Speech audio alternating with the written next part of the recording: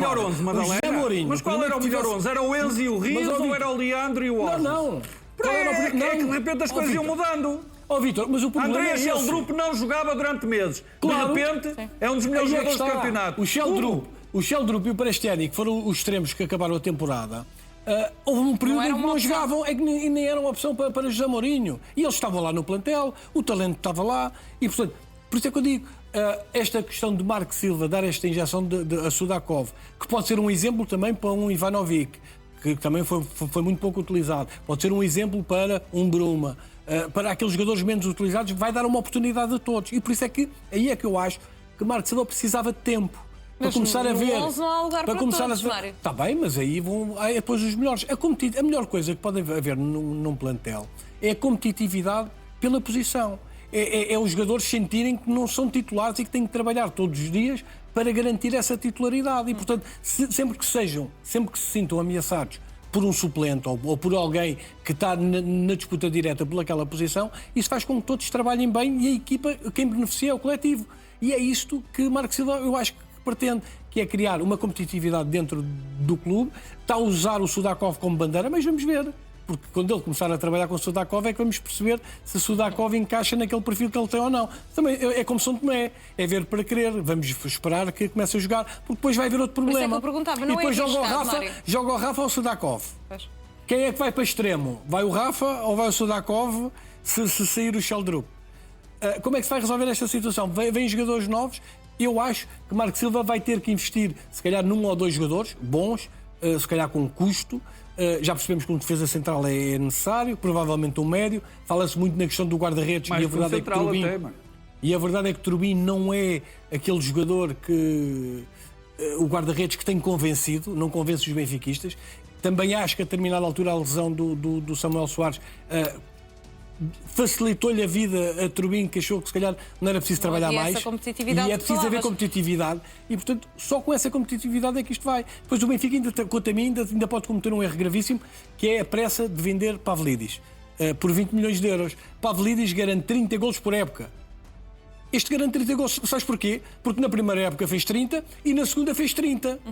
E percebes? E com 20 milhões de euros, se calhar não compras um ponta de lança que justifique 30 golos por época ou que faça 30 golos por época. Este faz. E o Benfica pode cometer esse erro porque está a pedir 50 e só lhe dão 20. E a gente sabe que os turcos não se são de pagar muito. E Vítor, no fundo acaba por fazer aqui uma promessa, Marco Silva, a dizer que quer colocar portanto, a equipa a jogar um bom futebol e a ser dominador.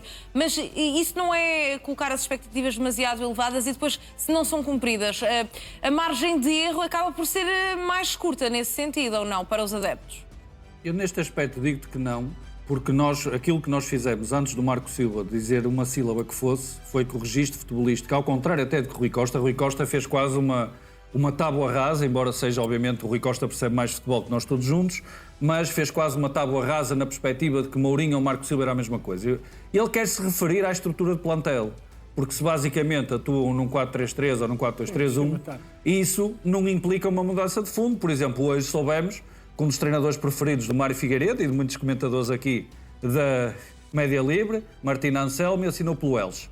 E isso, se calhar, até faz algum sentido, porque esse é um clube espanhol que joga tradicionalmente com três defesas. Percebes? Eu queria dizer o Mário, não é? O Anselmi chegava às conferências, tocava a flautinha e depois eram todos, acabava a conferência, era tudo, aí o discurso. Estamos a ver o discurso. Mas pronto, ele vai para o Elche, que tradicionalmente joga com três defesas, por exemplo. E nesse aspecto, é curioso que o Rui Costa tenha ido perceber se o Rubem Amorim estava disponível, porque aí havia uma transformação mais profunda no plantel. No caso de Marco Silva, estruturalmente, não é preciso fazer essa mudança radical. É preciso adequar a equipa para uma nova forma de entender o jogo. E a proposta de jogo é um ponto fundamental de qualquer treinador. O jogar é que faz a diferença. Portanto, e aquilo que está em causa aqui é o confronto que eu faço entre as apresentações de treinadores. José Mourinho, ao seu estilo, apresentou-se com o morder, a intensidade defensiva, a agressividade. Essa é que é a marca que José Mourinho pretende, controlar o jogo taticamente. Marco Silva tem outro registro, como vemos outras equipas em Portugal com registros diferentes. As equipas não jogam todas da mesma maneira, embora taticamente possa parecer que têm disposições similares. E o Marco Silva tem uma forma de jogar diferente, é uma forma de posse, de controlo, circulação e de vertigem com bola, que é uma coisa que eu gosto muito, e por isso, por exemplo, um jogador como o Harry Wilson era extraordinário nesse aspecto. Para conseguir que a equipa jogue dessa forma, por isso é que ele diz, para mim, um jogador como o Sudakov costuma ter sucesso nas minhas equipas. Nota que ele não disse o Leandro Barreira jogar à frente. Nota que ele não disse o Richard Rios a jogar à frente. Ele disse um jogador como o Sudakov, um claro criativo. Portanto, já aí já está a introduzir a marca Marco Silva, a identidade de Marco Silva. É uma identidade dominadora porque é assim que ele quer que as suas equipas joguem. Aliás, basta ver, sobretudo em casa, em Craven Cottage, o Fulham era uma equipa que ia para cima de qualquer adversário. E por isso é que tinha aquela linha extraordinária, não só com o Raul Jiménez, que é um veterano destas guerras, também passou pelo Benfica, mas com jogadores de grande qualidade. Agora, qualidade para uma equipa competitiva da Premier League, não com um nível para estar a lutar pelo top 4, top 5. Aliás, o Marco Silva este ano até já andou ali a cheirar a zona europeia, mas era complicado sem ter, obviamente, sem subir alguns graus em termos de investimento. Mas esse é o Benfica que o Marco Silva quer propor. Não é uma equipa que jogue. Aliás, eu vou dizer isto diretamente, para não andar aqui em rodeios, porque hoje também temos no Correio da Manhã, na revista Vidas, a comparação Rui Borges-Marco Silva. Uma peça do Humberto Simões. Já vamos falar disso mesmo também, Vítor. Claro, e com todo o respeito, seria a mesma coisa que estar a comparar o futebol do Sporting de Rui Borges com o futebol do Benfica de Mourinho, não tem nada a ver. O Sporting marcou mais 15 golos ou coisa que o valha que o Benfica. Era uma equipa de carrossel ofensivo, de vertigem atacante, que se expunha em muitos momentos precisamente por causa disso, mas que procurava ter grande presença e grande capacidade de estar na área e de concretização. E esse não era o registro do Benfica, embora o Benfica tenha até surpreendido em alguns momentos. Por exemplo, o Benfica é a equipa que faz mais pontos na segunda volta, e eu digo sempre, sou a única pessoa que insiste nisso, mas acho que é sempre importante. Foi uma equipa que em alguns momentos conseguiu alguma estabilidade, mas nunca subiu de grau. Nunca foi uma equipa verdadeiramente ameaçadora, ou pelo menos empolgante, não é ameaçadora, empolgante com o estilo de futebol que praticava, mesmo quando conseguiu algumas vitórias mais desafogadas. E por isso é que existia aquela irregularidade, por isso é que os empates se somavam e José Mourinho consegue aquele feito extraordinário de não perder nenhum jogo e ficar em terceiro lugar, mas também, sejamos realistas, vou terminar com isto, o José Mourinho, a referência com que fica no fecho da temporada é uma referência à Quique Flores.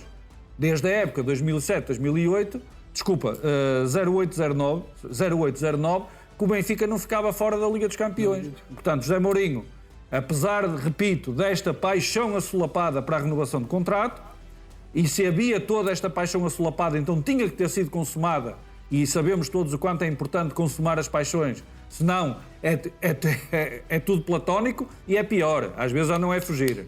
Foi aquilo que o Benfica fez. Mas ao não consumar a paixão, aquilo que aconteceu foi que afinal José Mourinho foi à vida dele e abriu-se aqui um cenário em que o Benfica agarra Marco Silva, que é um treinador de um registro diferente, proposta diferente, jogar diferente, e o até me surpreendeu, quero deixar isto para mim é importante, que Rui Costa tenha até normalizado e dizer que parecia que era tudo igual, porque não é tudo igual.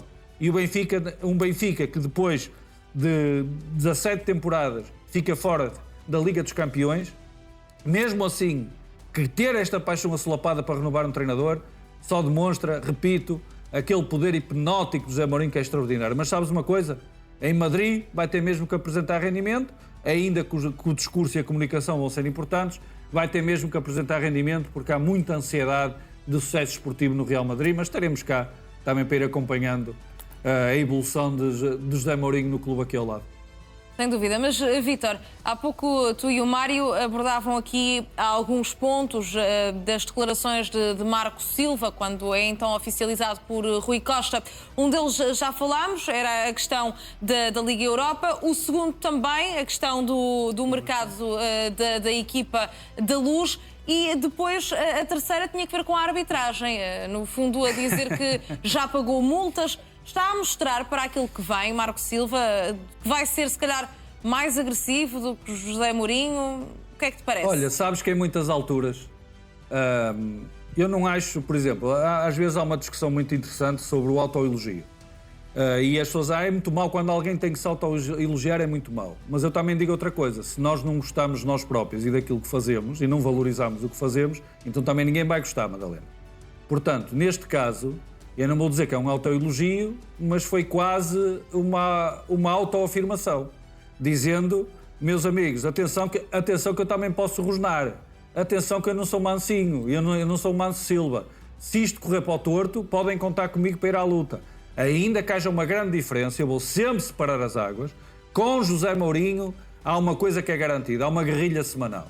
Nesse aspecto, para a comunicação social é extraordinário, porque a cada conferência de imprensa há sempre mais um mel, há sempre mais uma série de tiros, mais uma série de melos que caem, temos sempre assunto para conversar. O Marco Silva teve necessidade de marcar posição, precisamente porque o José Mourinho ergueu a fasquia. Deu a ideia que era o único que defendia o Benfica todas as semanas.